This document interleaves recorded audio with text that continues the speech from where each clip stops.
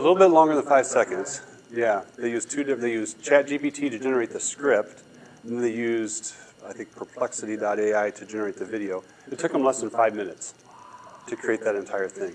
Now, you can obviously tell that that was a voiceover, but the videos are, like, automated videos are getting to the point where, like, a year from now, you won't be able to tell that it's a voiceover. Yeah. I would say, though, by watching that video with your background, you can tell. But for the general audience, you can't. If you put that on YouTube or Facebook, people are going to say, oh, yeah, he said that. Yeah. Yeah. There's a term that's being used for that called deep fakes. And I think that is a very real concern, and that's a whole other area that we've been diving into. Like, how do you know that the content is really true that you see out there? And I think ministries especially, that's a whole other discussion. But that is a very, very real concern, and we're going to touch some of the concerns in a little bit. Yeah. Like next, so some of the concerns about AI, we just talked about something called deep fakes.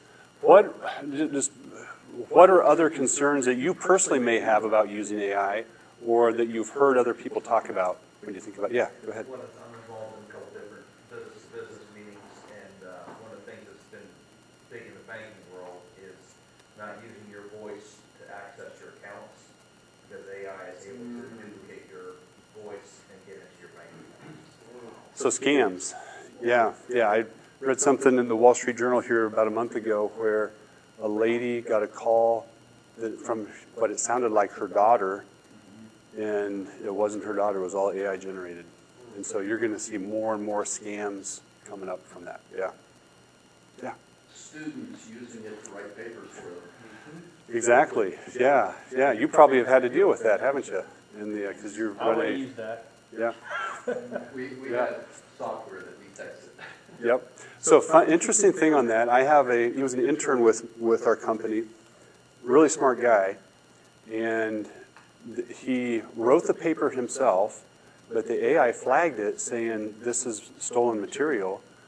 Well, what happened is he had written on the same topic 2 years prior and had submitted it, and so it didn't recognize that it was the same person, so it was a legitimate source. So those are the conundrums that you're going to keep seeing and coming up, like, did this person really write this? So how do you do that as a ministry? If you're using AI to be able to generate things,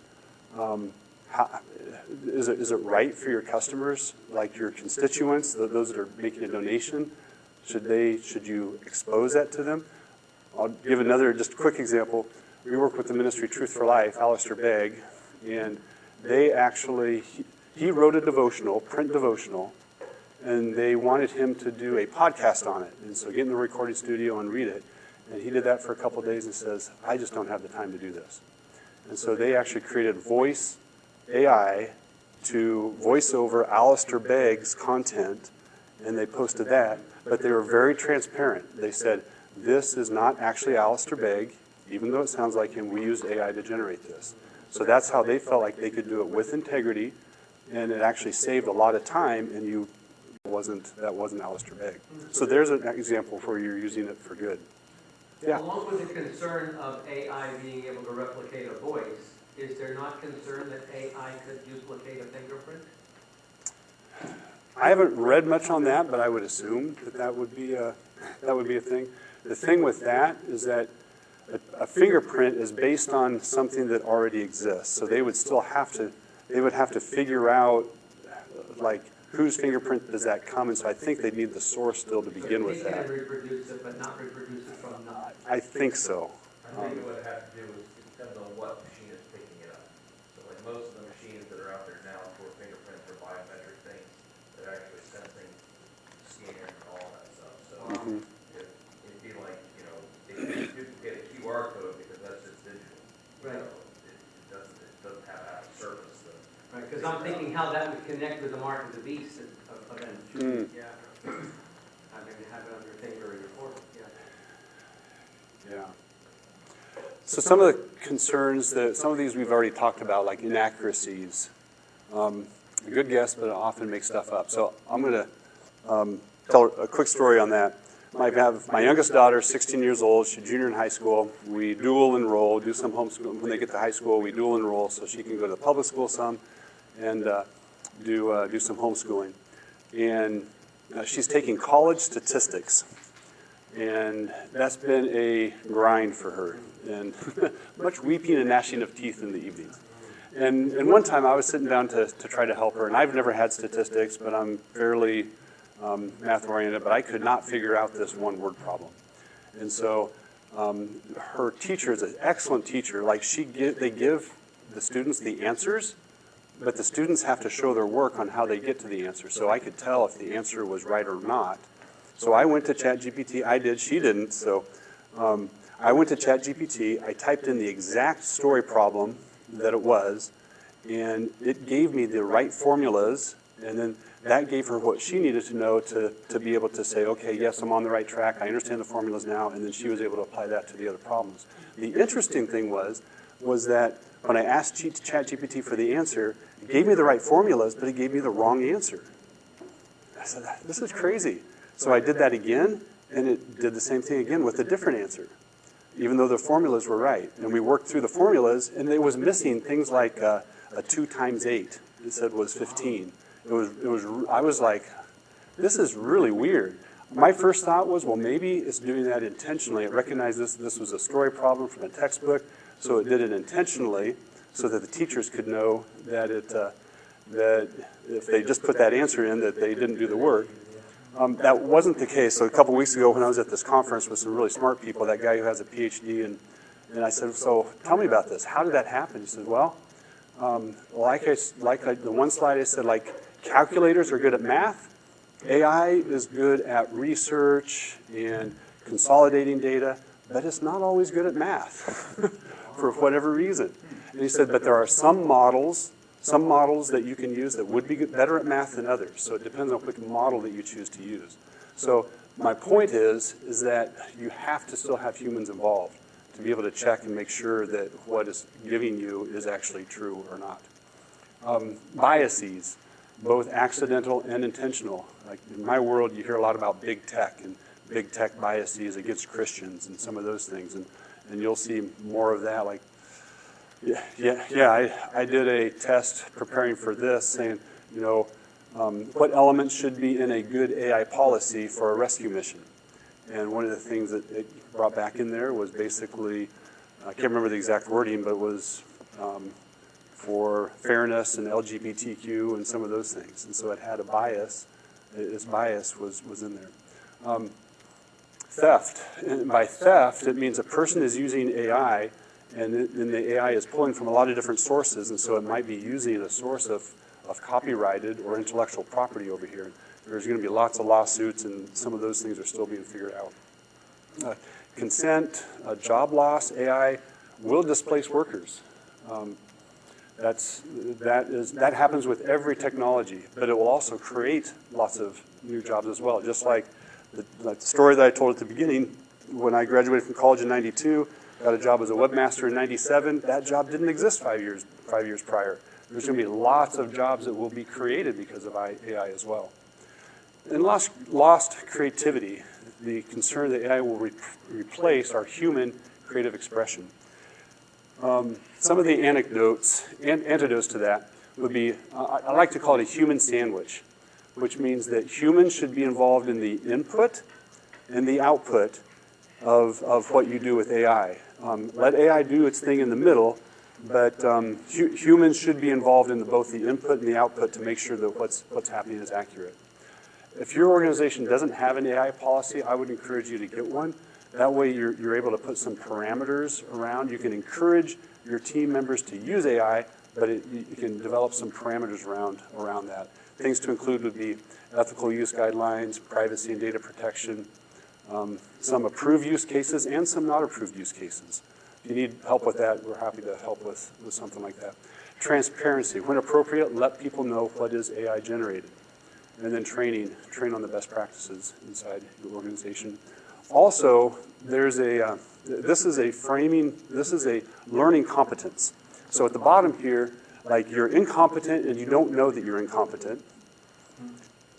then you realize that you don't know what you don't know, so then you're conscious incompetency, and then you begin working at the skill, and so then you become proficient at it, and then all of a sudden, next thing you know, you're really proficient at it, and that'd be like the person who says, yeah, he's forgotten more in the last 20 years than I've remembered, kind of a thing.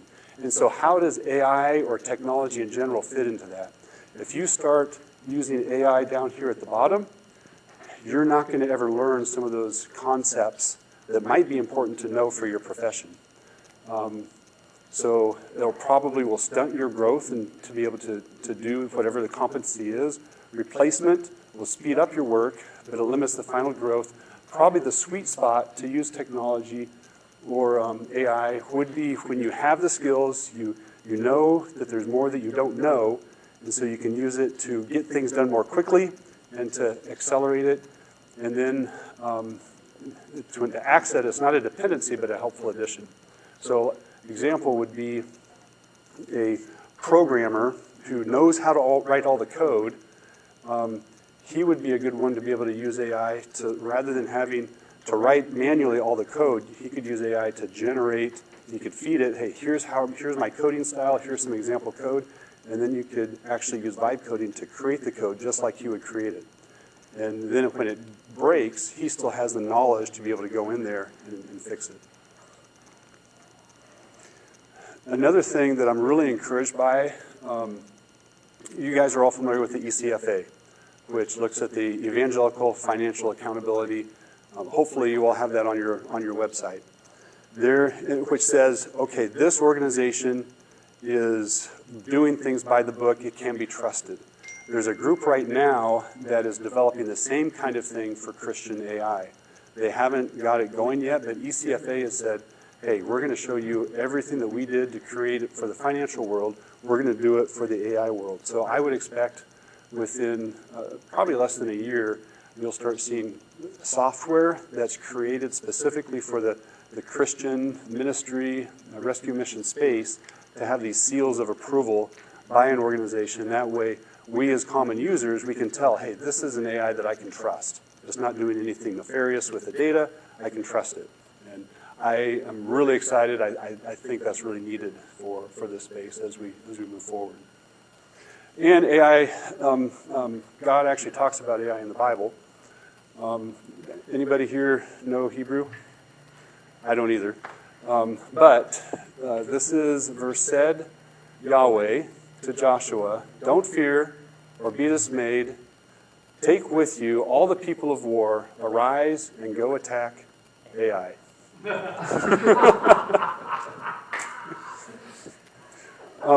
From Joshua, have to credit John Dyer on that. But the point is don't fear, be dismayed about AI. That's probably not hermeneutically correct, but I thought it was actually a good attempt at humor from Scripture. So looking at some AI tools, and there are hundreds and hundreds of AI tools available out there. And rather than show you all the different options, I'm just going to show you some of the ones that we're using for our organization. And if your organization does any type of marketing or outreach, or I talked with one gentleman who's starting a podcast, some of the tools that we use may be able to help you. So we use Fathom. Fathom is, our company is distributed. Everybody lives around the country. So how many of you are on Zoom calls fairly frequently? Okay, most of you raise your hand. So what Fathom does, Fathom will record the Zoom call.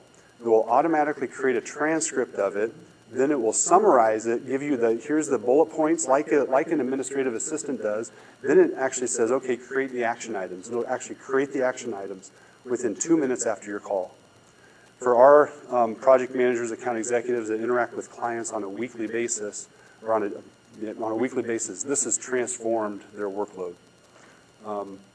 We use ChatGPT, or X's version of it is called Grok. We use it for content creation, image creation, research, editing, ideation. That's probably where most of the people in our company are using AI. Loom, we use Loom to be able to, like for training, to be able to create a quick screencast of, say, this is how you're supposed to do something, both internally and with our clients. And then cursor is what I talked about earlier for vibe programming. Oh, let me shut my sound off. Vibe programming. It's a tool that's been super powerful. Another one that some organization use is Microsoft Copilot for that. So what does that look like? And there's others that we use that you'll see here. So in February, we hosted a conference, the Digital Ministry Conference in Nashville, and we had a lot of speakers there. And so we had, just like here, we're having this session recorded. We took those sessions and we used AI tools to be able to get those distributed in a very rapid way. So we used Opus Clip to be able to take the video, to take the long video and then to trim them down into video shorts that you'll see on YouTube or Instagram. We used an OpenAI tool called Whisper to transcribe the video into text. Then we used ChatGPT to create the text and images for blog and social media. And then we used Grammarly for the final editing. So what used to take like days and days to get the content outdated, we're able to do in just a couple days. So this is what it looked like. This is one of the speakers was John Dyer. What does the Bible say about AI? Which is a great talk. I've included some of the slides with his permission on this talk, but if it's worthwhile going back and watching that. So you can see the YouTube, the Facebook looks a little bit different. Instagram looks a little bit different. We used it for a blog post. We used it to create an email. We don't have it out yet, but we'll also use it for a podcast. So using a tool to be able to repurpose content, like think about how you're, like ViewSpark. I don't know how many of you are using ViewSpark to capture quick videos. You could capture that video, and then you could use some of these tools to output it into some other avenues, like an email and like your blog and other places. So those are just a few tools. If you have like, hey, how would you do this? You can come and ask me, or better yet, ask ChatGPT, how would I do this? What tools are good for this? And it can give you a good list. And it can say, recommend 3 and tell me why you would choose the one that you choose. Give me the pros and cons. So the rest of our time, we're going to talk specifically about ChatGPT. It's probably the one that most people have heard about when they think about AI, and it's probably the one that's still being used the most by most of us in both a work and a personal setting. So ChatGPT, like when you go to a Google search, you type in, hey, you're typing in your Google search. In the AI world, that's what you're typing in is called a prompt. Okay? So it's prompting you to tell me what is it you want me to do. And being able, it's just like the old saying with computer, garbage in, garbage out. So the better wording that you word the prompt, the better outcome that you're going to get. So this is a really simple framework that I found helpful to be able to create prompts that will help the ChatGPT give the output that you want. So first is role, tell the AI who it should be, instruct, give it clear instructions on what you want it to do, parameters, add some details and limits, and then examples, give examples and feedback. Now, do you have to do all of this? No. You could just say, hey, well, let me see the example I got here. So here's the example that I used. Each of the colors associated with the letters up above. So first is the role. You're giving a talk to brand new users of ChatGPT. You identify who do I want the users to be talking to. And it says provide 10 categories of tasks that people use ChatGPT for to help people consider how to use ChatGPT. So that is the core. That's the instruction that I want it to do. I could have just used that to begin with, and it would have done that it would have given me 10 categories, but if you add more context, it gives better output. So I said, keep it concise, that's the parameters, and then give an example. Here are some examples of the categories I'm looking for, and I gave 3 examples. So this is actually what it outputted. First it outputted this in a text format, then it actually prompted me, would you like me to create this into a speaking slide? I hit yes, and it outputted that. And you'll see that there's only 8 options out there, and I asked it for 10. It gave me 10 options, and I usually ask for more than what I want, because it'll give me 10 options. That way I can choose the best ones that fit for what I'm doing. So that's just a proven way, in a very memorable way, to be able to write prompts that will better generate the answers that you're looking for. So do's for using AI, and specifically ChatGPT, do use the right framework. Do be clear and specific about what you're doing there. Do ask follow-up questions. So AI is like it's like a conversation. You can enter one thing, and it's like, well, could you change it for this? And, well, can you change it for this? So think of it as conversational, talking back and forth. So, in fact, kind of freaked my wife out the first time my son, who works for an engineering firm in Lincoln, Nebraska, he came back and somebody asked a question, and so he took out ChatGPT on his phone in audio mode, and he asked it the question, and the audio mode talked right back to him, gave him the answer in audio, and they were literally having a conversation around whatever topic it was that they were having. My wife was like, what is going on? So ask follow-up questions. Break big tasks into smaller prompts. If you say, hey, I want to create a slide about ways to use ChatGPT, well, that's the final outcome, but think, well, first give me a list, give me a description, and then create an image of those. So break a big task into smaller tasks will help you be able to get there.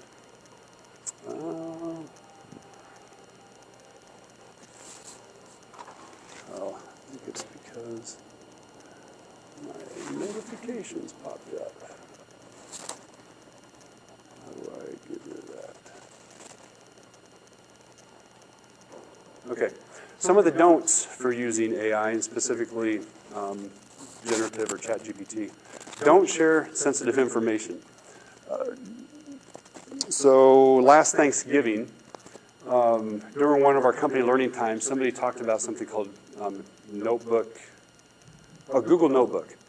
And it's actually used for students to be able to put in a lot of information, and then you can output it as learning technique. So it'll input an outline, or it'll give you speaking notes. Another thing, it'll give you a podcast. It'll actually automatically generate a podcast. So I took 25 days from November 1 to November 23, so 23 days, and inputted it into this tool, and it generated a podcast. And I'm not going to, if you want to listen to it, I'm happy to show it to you. It really is hilarious. But my one son, the one engineer, he works for an engineering firm. He was like, Dad, when I first heard that, that freaked me out. Because you took like our private conversation in our family text chat. By the way, we call it diaspora, because the scattering, they join it when they leave the house.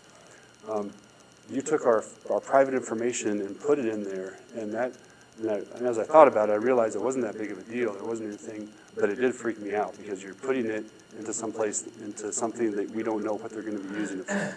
So, like, I wouldn't encourage you to don't put your donor information in there. So don't share sensitive information. If you don't want the public to know, you probably shouldn't put that information into ChatGPT. Because you could say, hey, I've got this list of donors. Can you organize them by, and I'm going on this trip, could you organize it by to make it the most efficient way of visiting these donors? You could totally do that. But unless you have a private LLM, I would not do that with a public ChatGPT or something public like that. Don't expect perfection. This is still in process very much. So, and also don't be too vague. That gets back to being specific. Don't use it to replace critical thinking.